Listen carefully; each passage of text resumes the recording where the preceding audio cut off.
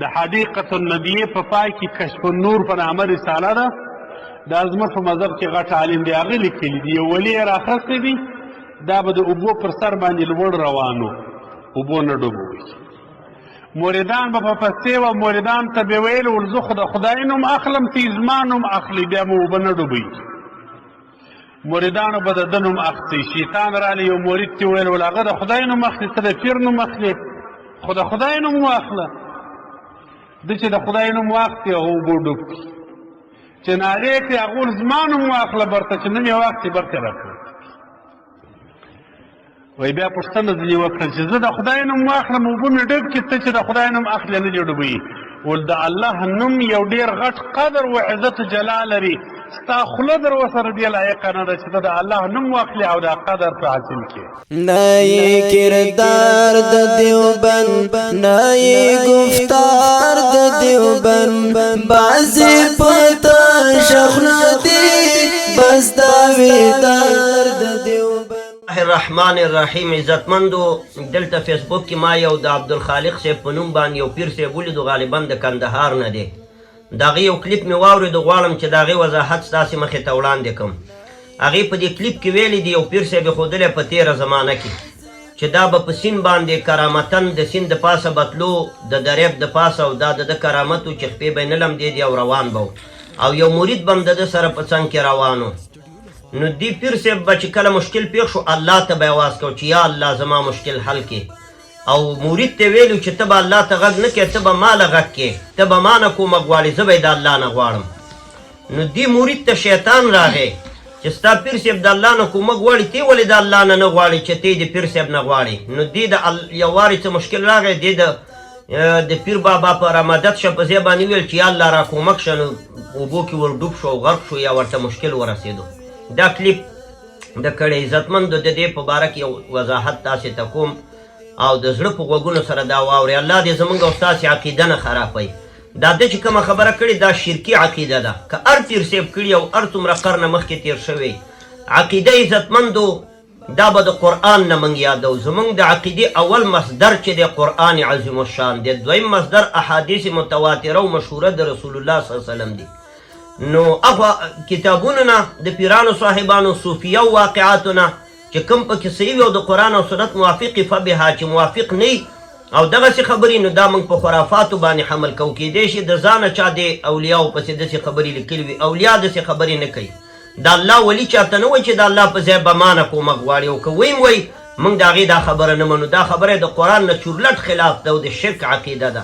ګوره عزتمندو، موږ 5 وخته مانځه کې الله ته ویو چې و ایاک نستعین، خاص تا نه کومک غواړو. ایاک نستعین څه معنی؟ دا علم بلاغت کې چې موږ طالبانو ته ویو چې د ایاک مفعول به دی او مقدم شوی په نستعین عامل باندې، او تقدیم د ما حقه تاخیر یفید الحصر والاختصاص، دا معنی نخصک بالعبادة ولا نخصک بالاستعانة ولا نستعین غیرک. موږ تا په کومک باندې خاص کوو او ستا نه بغیر بل چا نه کومک نه غواړو. نو د غیر الله نه کومک غوښتل دا خو عجیب خبره ده. او نبی علیه الصلاة والسلام مبارک چې عبدالله ابن عباس رضی الله عنهما ته وایي چې واذا استعنت فاستعن بالله، بچیه چې کله کومک غواړې صرف د الله نه یې غواړه. او قرآن کریم کې په متعدد آیاتونو کې الله رب العزت دا حکم بیان کړی دی او دا عقیده بیان کړی. یو ځای کې الله فرمایي امن یجیب المضطر اذا دعاه ویکشف السوء ویجعلکم خلفاء الارض. هغه څوک دی؟ داسې څوک شته چې د یو مجبور الحاله انسان فریاد واوري، دریاب یې غر کوي، طوفان یې غر کوي، او د ده فریاد واوري چا له غږ وکړي ما سوا د الله نه بل څوک شته؟ ویکشف السوء، او دا غم تې لرې کړي. اله مع الله، او آیا د الله سره بل خدای شته چې سړی ورته چغه ووایي؟ غیر الله له څنګه چغه وی؟ په هر مشکل کې به الله جل جلاله ته آواز کې. پیغمبرانو الله ته آوازونه کړي. زکریا علیه السلام وایي رب انی وهن العظم مني واشتعل الرأس شیبا، پروردګاره ضعیفه یم، اولاد راته راک. ابراهیم علیه السلام وایي رب هب لي من الصالحین، خدای بچی راک. لوط علیه السلام الله نه امداد غواړي. نوح علیه السلام وایي رب انی مغلوب فانتصر. او دارنګه یونس علیه السلام وایي لا اله الا انت سبحانک انی کنت من الظالمین. فنادا فی الظلمات، یونس علیه السلام په دریاب کې په درې تیارو کې الله ته چغې وایي. او پیر صاحب مرید ته وایي چې ته به ما له غږ کې. غیر الله نه کومک غوښتل په ما فوق الاسباب خو شرک دی، کفر دی. دا عبدالخالق نامي چې دا کوم کلیپ کړی دا ډېر غلط کلیپ کړی دا سراسر د قرآني عقیدې سره په ټکر کې دی او د الله د توحید د عقیدې سره عزتمند او بیا په دریاب کې غیر الله له څنګه چغې وې د مکې مشرکان چې بهترین انسانانو د هغوی په رابطه الله پاک وایي چې فاذا رکبوا فی الفلک دعوا الله مخلصین له الدین کله چې کشتۍ کې سواره شي او هوا طوفاني پرې راشي دعوا الله دا مشرکان هم الله له چغې وایي په داسې حال کې چې خالص کوونکي ده لره د عبادت خو کله چې ورته نجات ورکوو چې له بغیر الله له چغې وایي نو د مکې مشرکین دي په دریاب کې الله له چغې وایي او موحد او مسلمان دي په دریاب کې پیر صاحب ته غږ کوي دا د کفر او د شرک عقیده ده دا د عقل نه خلاف ده دا خو مدعا شوه دا آیتونه خو په صلحاو د قرآن کریم داسې راغلي دي چې غیر الله له به غږ نه کړي الله نه ماسوا به پیغمبر نه هم کومک نه غواړي او پیغمبران خپله الله له محتاج دي الله نه کومک غواړي ملایکې د الله نه کومک غواړي دا خو عقیده فاسدول دي عزتمندو د طریقت او د تصوف همدا نتیجه راووته چې خلک غیر الله سره تړی دا که ولی الله ویلي که جنید بغدادي صاحب په ځان دا خبره وکړي موږ یې نه منو او نه یې کوي صوفیه کرام ما خو غنیت الطالبین پوره لیدلې د پیرانو پیر صاحب عبدالقادر جیلاني صاحب ټوله یې مطالعه کړي یو ځای کې هم داسې نه ویلي چې ما نه کومک غواړي هغه ویلي چې الله سره رابطه قایمه کړي الله سره ځانونه وابسته کوي دلیل یې واوره د عبدالخالق نامي دلیل کې به داسې وایي چې پیر صاحب ورته ځکه وویل مدعای د دلیل نه بتره ده او دلیل د مدعا نه بتر دی په اوتو بوتو باندې دا بعضې خلک سر شي دا کلیپ څه سیاسي کلیپ نه دی عزتمندو دا عقیده ده دې عقیدې سره که څوک آخرت ته لاړو دا خو مشرک الله ته ورغی ګورې دلیل دا دی دلیل څومره بیکاره دی وایي پیر صاحب مرید ته وایي چې زما خوله پاکه شوې ده زه به ځکه الله نه کومک غواړم او ستا خوله پاکه شوې نه ده ستا خوله د دې مستحقه نه ده چې الله نه پې کومک وغواړي نو ته ما نه غواړه دا څومره بېعقله دلیل دی حضرت عمر صاحب د ابو جهل زوی عکرمه چې ټول عمر یې د رسول الله مقابلې کړې وې کفر یې کړی و شرک یې کړی و شرابونه یې څکلي او په اوله ورځ یې چې کلمه وویله لا اله الا الله نو د هغوی خوله خو هم بیانولې وه بیا د الله نوم ولې اخیستلو دې مرید خو به یو 20 کاله د الله عبادت کړی مسلمان خو به و موږ او تاسې مسلمانان یو زمونږ خو مسلمانان یو د الله عبادت کوو زمونږ خوله خو پاکه ده اشد مشرکان شرابونه یې والي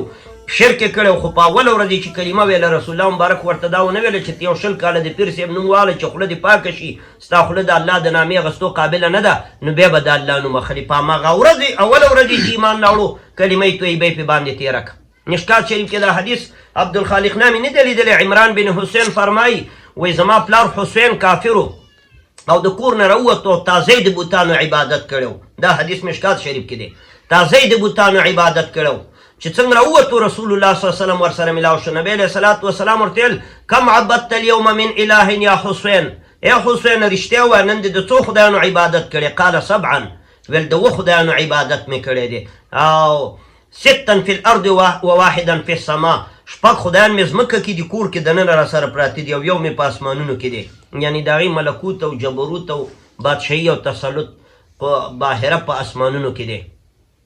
نو نبی علیه الصلاة والسلام مبارک ورته وفرمایل چې رښتیا وایه چې کله سخت مشکل کې راګیر شي چې دا د ځمکې خدایانو ته لا علاج شي او دوی په چاره نه پوهېږي بیا چا له غږ کې ویل بیا هغه اسمانونو والا له غږ کوم ګوره دا مشرک دی خو د مشکل په وخت کې د اسمانونو خدای له غږ کوي او دا وی پیر صاحب مرید ته وویل چې ما له به دریاب کې غږ کې دا څومره جهالت عقیده ده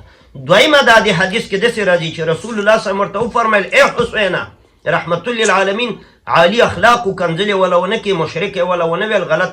ټکې وله استعمال نه کړو ورته ویل حسینه که چیرې ته په ایمان مشرف شوې تا ته به زه یو څو کلمات وښیمه او هغه به بیا وی ګټه به در ورسوي او عمران فرمایي چې زما پلار حسین چې کله په ایمان باندې مشرف شو رسول الله صلی الله علیه وسلم ته ویل یا رسول الله هغه کوم کلمات دي نبی اسلام ورته ویل دا وایه اللهم الهمني رشدي واعذني من شر نفسي نو په دې وخت کې چې د بتخانې نه راوتلی مشرک دی نبی علیه السلام ورته وایي زه به تاله دا کلمات وښیمه او چې څنګه مسلمان شو کلمات یې ورته وښودو دا ټول صحابه کرام چې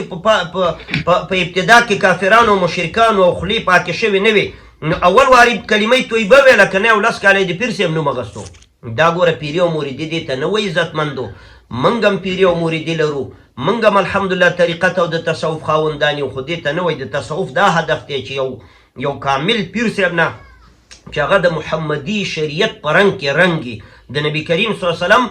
او د صحابه کرامو په مسیر باندې شبرن به شبرن روانې لیش په لیش هغه سره به ته بیعت وکړي او د هغه په لاس باندې به الله ته رجوع وکړي او د ګناهونو هغه سره به یو عقد وکړي او عهد وکړي او د ګناهونو نه به توبه وباسي. دا شیونه په اسلام کې ثابت دي. رسول کریم صلی الله علیه وسلم به صحابو ته ویل بایعوني، ما سره بیعت وکړئ. بیعت په څه باندې؟ دا به نه کوئ، دا به نه کوئ، دا به نه کوئ، ګناهونو نه به یې منې کړه. نو د پیر صاحب په لاس به بیعت کوې. دا مطلب نه دی چې دا پیر صاحب په قیامت کې زما ضامن شو، ذمهوار شو،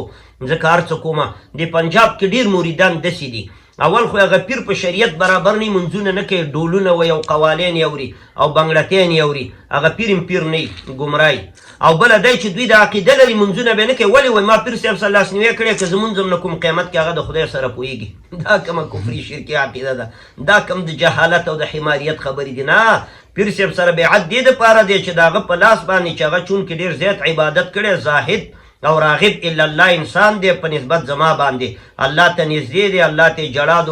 جړا او فریاد کړی دی او ډېر زیات زاهد دی. نو د هغه په لاس زه بیعت کوم او الله ته د ګناهونو نه توبه وباسم او یو تعهد ورسره کومه. دغه رقم بیعت دی. د بیعت دا هدف نه دی چې زه اوس په مشکلاتو کې بدله چغې وایم چې هله ته را مدد شي، اوله ته زما مشکل کشا او حاجت روا شوې. دا صرف ذات الهي دی عزتمندو، د الله رب العزت د ذات پاک نه بل چا نه ما فوق الاسباب کومک غوښتل دا حرام دی. ټولو انبیاو د الله رب العزت نه کومک غوښتې. نبی علیه صلات وسلام مبارک او عبدالله ابن عباس صاحب ته وایي، حدیث مې درته وویل او په هر مانځه کې موږ الله ته وایو چې ایاک نعبد و ایاک نستعین، یعنی نخصک بالعبادت ولا نعبد غیرک. موږ ستا خاص کوو په عبادت باندې او ستا نه بغیر بل هیڅ چاته عبادت هم نه کوو او هیڅ چا نه کومک هم نه غواړو ما فوق الاسباب. الله دې زموږ او ستاسې عقیدې برابرې کړي.